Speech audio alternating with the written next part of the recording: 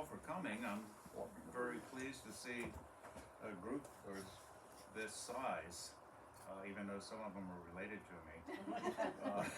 No fault of our own. Yeah, that's true. But the talk today will be about Huntington native Horace Porter. And about 161 years ago, plus 9 days, on a April evening, a young colonel rode along the Boyd and Plank Road in rural Virginia.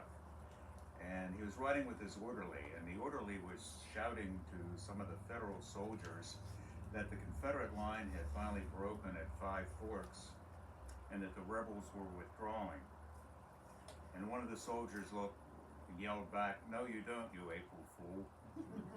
Those soldiers had been waiting for over a year to finally outflank and overrun the thinly spread Confederate Army of Northern Virginia. This colonel, an officer on the staff of General Grant, was racing back to headquarters to inform his chief of the significant victory. For all they knew that the abandonment of Petersburg and then Richmond, the Confederate capital, would soon follow. And with the fall of Richmond, the end of the Civil War was in sight. Upon reaching the headquarters at Dabney's Mill, they found General Grant sitting with most of his staff before a blazing campfire. The colonel later said, "I began shouting the good news as soon as I got in sight, and in a moment, all but the imperturbable General-in-Chief were on their feet, giving vent to boisterous demonstrations of joy. The news meant the beginning of the end, the reaching of the last ditch. It pointed to peace and home. Dignity was thrown to the winds, and every man at that moment was in a fitting mood to dig his elbows into the ribs of the Archbishop of Canterbury or to challenge the Chief Justice of the Supreme Court to a game of leapfrog. The proprieties of army etiquette were so far forgotten in the enthusiasm of the occasion that as soon as I had thrown myself from my horse, I found myself rushing up to the General-in-Chief and clapping him on the back with my hand, to his little astonishment, and to the evident amusement of all those around him." As General Adam Badeau, in his Military History of U.S. Grant says, referring to this scene, the bearer of the good news was Colonel Horace Porter, one of the most abstemious men in the Army. But he came in with so much enthusiasm, clapping the General-in-Chief and demonstrating his on the back and otherwise demonstrating his joy, that the officer that shared his tent that night rebuked him for indulging too freely in drink at this critical juncture. But Porter hadn't tasted neither wine nor spirits that day. He was only drunk with victory. Horace Porter was the 7th child and 6th son of David Rittenhouse Porter and his wife Josephine McDermott Porter. He was born in Huntington on April 15, 1837.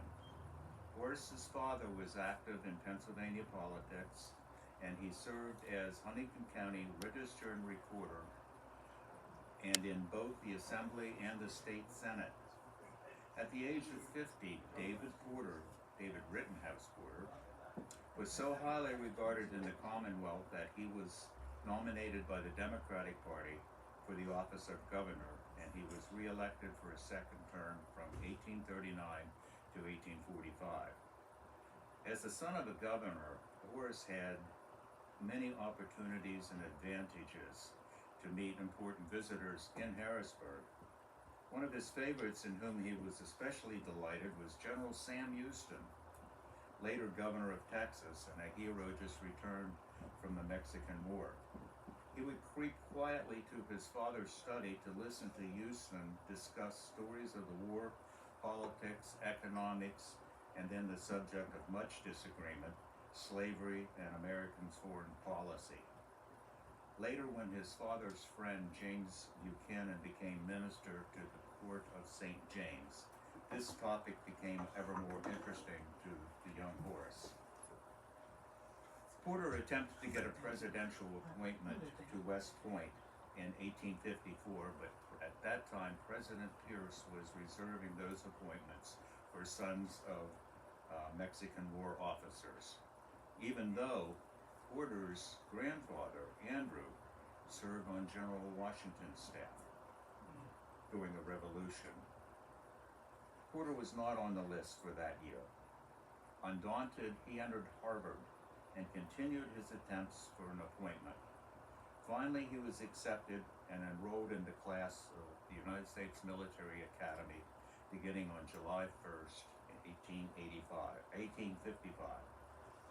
Horace thrived as a cadet and excelled in his studies. While at the point, he met Sophie McGarg of Albany and immediately fell hopelessly in love. On July 1, 1860, Horace Porter was graduated third among the 5 honor men of his class. In his chosen field, ordnance, he had so distinguished himself that he was kept at West Point for 3 months as an instructor in artillery. As he awaited his orders for an active assignment, Sophie gave him her promise. At the beginning of the American Civil War, he found himself assigned to the Watervliet Arsenal and engaged in activity as a courier carrying important messages while dressed as a civilian to Fortress Monroe and onward to Washington. His first combat assignment came detailing that he was to be part of an expedition sailing against Hilton Head, South Carolina. It would prove to be Porter's use of rifled cannon for breaching distances hitherto considered impracticable that would cause the fall of Fort Pulaski. He would be brevetted captain on April 11, 1862, the day of the capture of the fort. He was also awarded the sword of the commanding officer of Fort Pulaski, and it was engraved to Horace Porter. This would lead to further advancement because he would soon be assigned as Chief of Ordnance for the armies of Virginia at General McClellan's headquarters.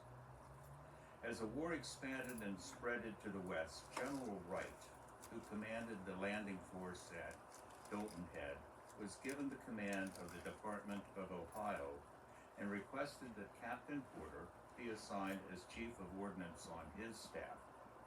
He eventually was assigned to General Rosecrans and the Army of the Cumberland. This is in the Western Theater. It was for action while serving on Rosecrans' staff at the Battle of Chickamauga that Porter was to be awarded the the Medal of Honor, the country's highest award.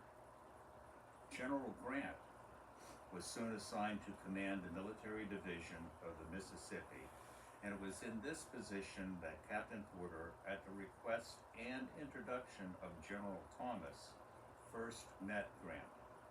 Unfortunately, Porter was again to be reassigned, and this time to Washington to help reorganize the Ordnance Bureau at the request of the Secretary of War. General Grant attempted to intercede and have Porter promoted and placed on his staff, but Secretary Stanton did not move on that request. Porter spent the winter of 1863 and 1864 on duty in Washington, in charge of issuing ordnance to all federal armies.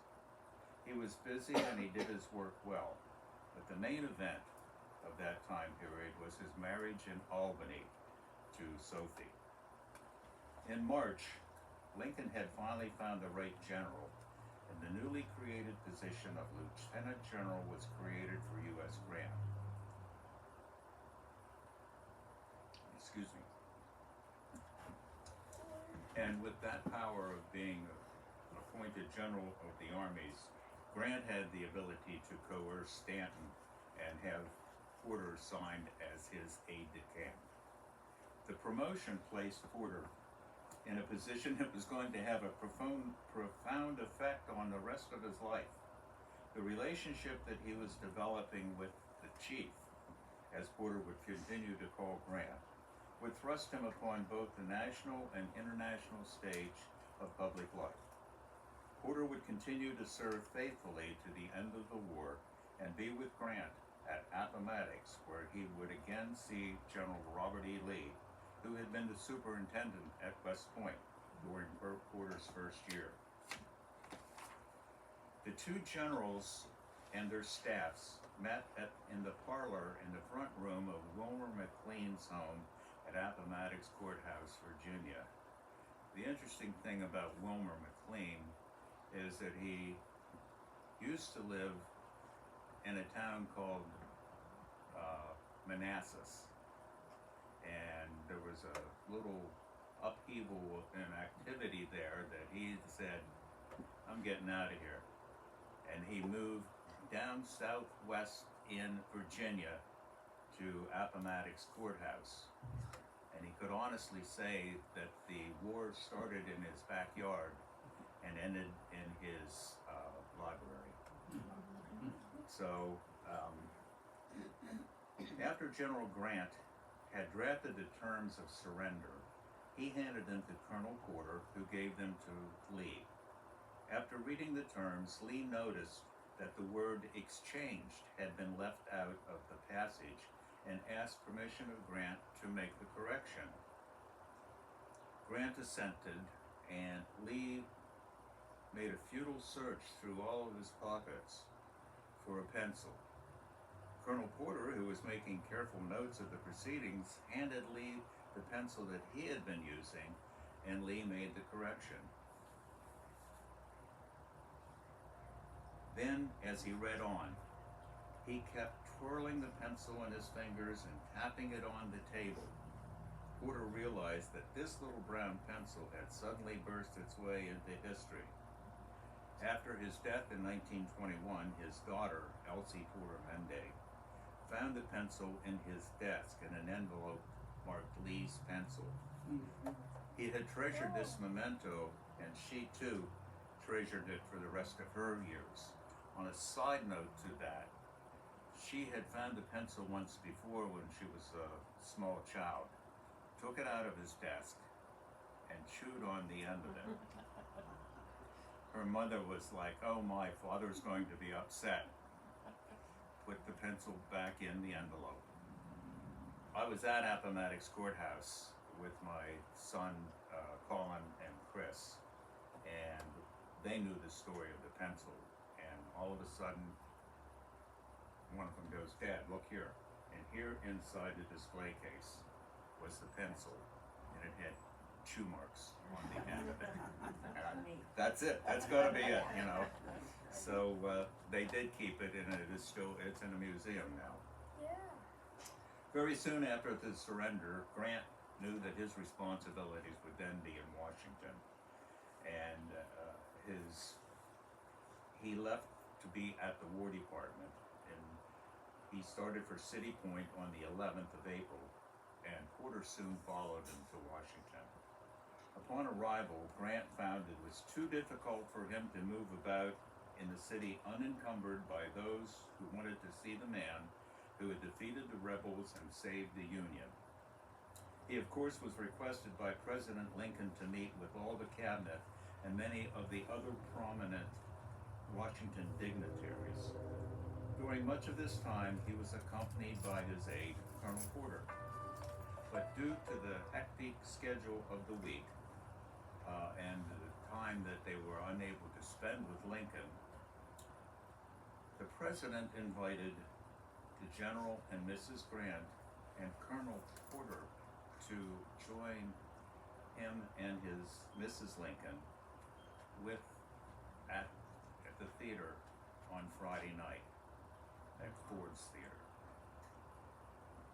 But Grant declined because he knew the president would know that soldiers at the end of a war would want to get home, and he was sure that Colonel Porter was already on his way to Harrisburg. One of the underlying reasons was that Mrs. Grant and Mrs. Lincoln were like oil and water. They did not get along. But Porter was able to arrive home in Harrisburg, but the next morning he received a very brief telegram. The president died this morning. Join me here by next week. U.S. Grant.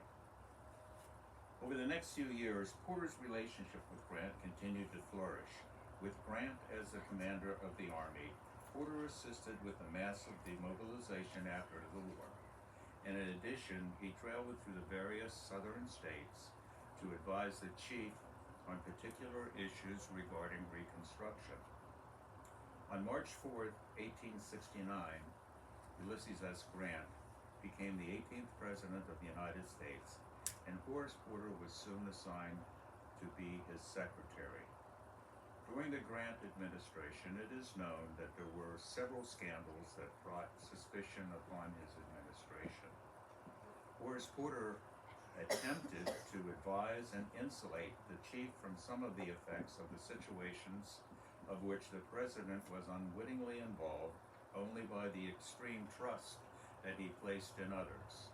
There's a big difference between being an Army officer and a member of a political organization. An Army officer says, do it. It gets done. Politician says, do it. Oh, he really didn't mean that. He means this, or he means, now if we do it this way. And that was one of the things Grant trusted people. When Grant was elected for a second term, Porter submitted his resignation and informed the president that he was going to enter into private business, although the two remained friends and in constant contact over the intervening years. Porter was successful in business, but that wasn't the case for Grant. He was involved in businesses that tried only to capitalize on his name and fame, and Grant was swindled out of all of his money. Eventually, the man who had saved the Union and who had been president was living from the money that he could borrow from friends and anyone that he could borrow it. And to make matters worse, it was soon discovered that he had throat cancer. The Charles L. Webster Publishing Company approached General Grant and offered to publish his memoirs if he would be interested in preparing them. As a matter of fact, the man who put up the money to finance the Charles L. Webster Publishing Company offered to front the money for the book to allow the Grant family some income and while the book was being written.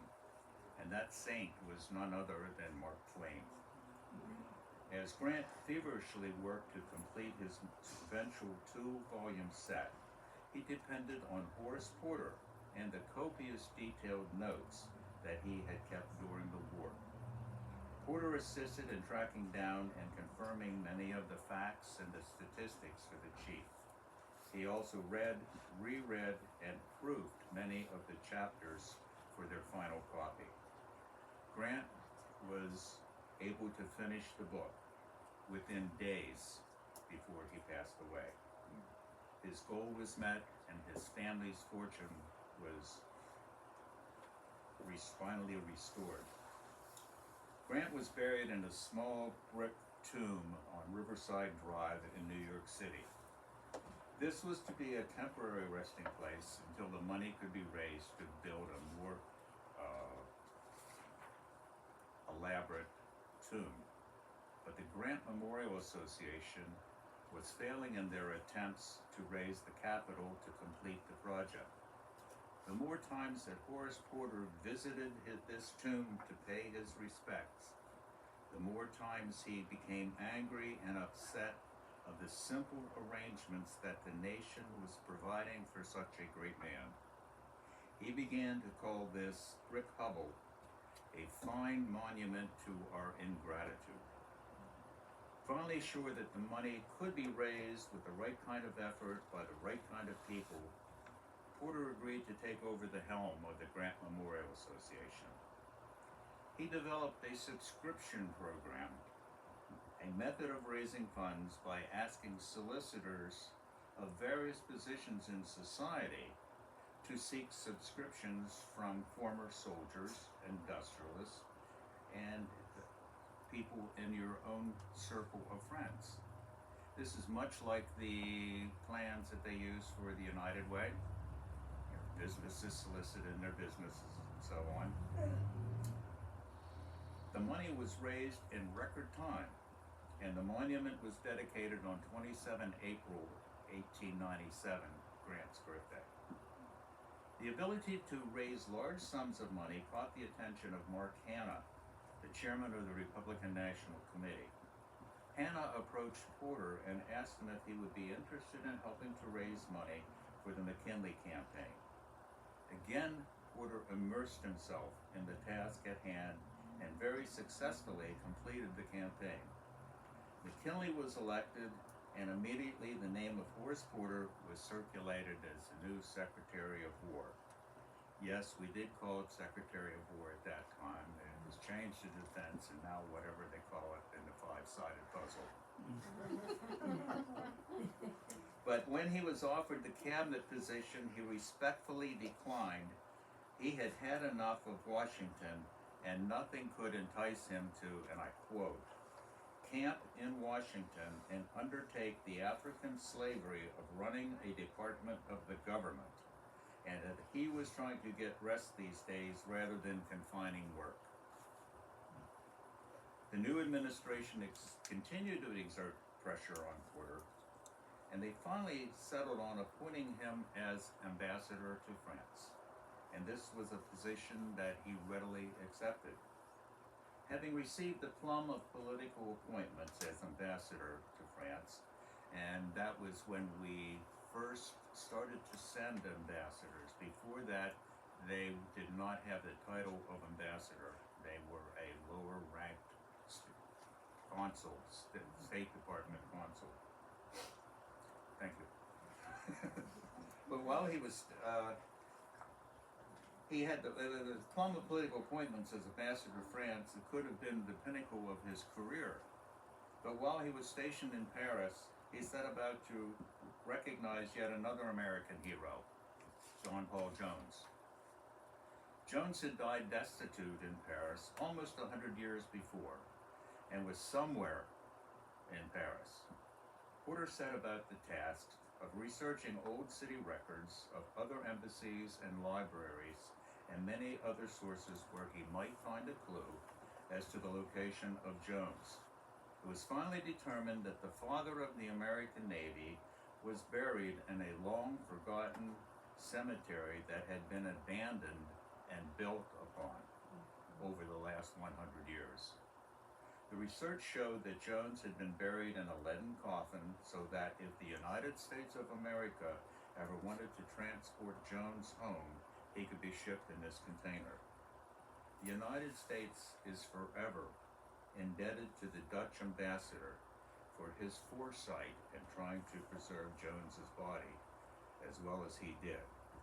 And as a side note, later on, Porter arranged for the American embassy staff to track down the heirs of Ambassador Simonot to try to reimburse them from the out-of-pocket expenses that he personally spent to bury Jones. Negotiations were started on the owners of the ground where the cemetery was thought to exist, and after some delay, excavations were started. What happened is the people that lived there found out that the United States was going to pay an exorbitant fund for them to surrender their land, so Porter stopped doing it. He said, no, never mind. He came back sometime later and said, this is out of my pocket.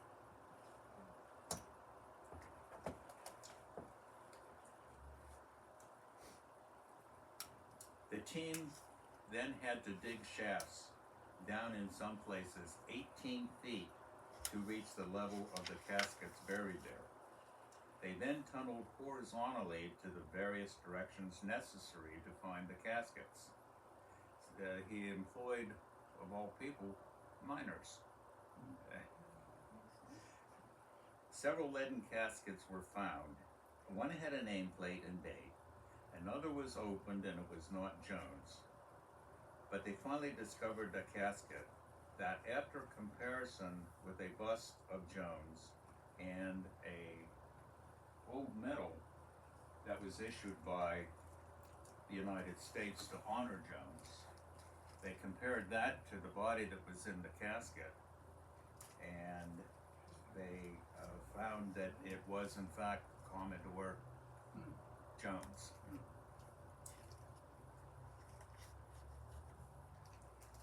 Later on, pronunciation, Fred, Howden. There was a bust from life that was done by Howden, and they then measured that bust with the body that was in the casket, and there was like a 1-2 millimeter mistake in the size, so they knew that it was Jones. The Dutch ambassador had the body wrapped in linen and packed in straw and preserved, now this is great for a Navy man, in port wine. The father of the American Navy was perfectly preserved with only a slight displacement of his nose, the cartilage, when they found him in the linen. There are photos, they did take pictures, I have seen photos of Jones's body. President Theodore Roosevelt, now president because of McKinley's assassination, he was a former undersecretary of the Navy, sent a squadron of 4 battleships to Cherbourg to convey the body of the Commodore to Annapolis, where he was to be permanently interred in the crypt below the dome of the chapel then under construction. Porter had expended about $30,000 of his own money, and Congress then voted to repay him that amount of money. He then, even though he was a West Point grad, turned around and gave the money to Annapolis so they could continue with building the chapel. Horace Porter retired to New York at the end of his term as ambassador. Sophie had died when they were in France, and 2 of his children were called to be with the Creator before him. He told his daughter Elsie in his later years not to allow anyone to alarm her with foolish telegram that I'm sitting here waiting for tax, and when it is sounded, they'll find me ready. The summons came on 27 May 1921. Thank you for allowing me to share. This is what he looked like, and this is another Porter, my grandchild. My wife suggested that this morning. That's awesome. This is what the house looks like down behind the moose. And this is Josephine McDermott Porter, his mother. And they are, the paintings and the artwork is all thanks to my brother. He digs this stuff up all over the place. But this is my painting. I didn't paint Josephine, that's. Yeah, that's a print. That was a print. The Historical Society owns the original painting. Oh, It's next door. Are prints available of that portrait? this one. I don't know, you'd have to talk to the artist. He might know the artist, and I don't have any prints of that one, but Oh, free publicity. I thought I'd say ask that. I appreciate that mostly, yes. Any, wow, I thought it would So- take longer. So is the coin a replica, I would imagine? No, that is a bronze copy of the How- original one was done. They did medals like that in 3 grades. Gold,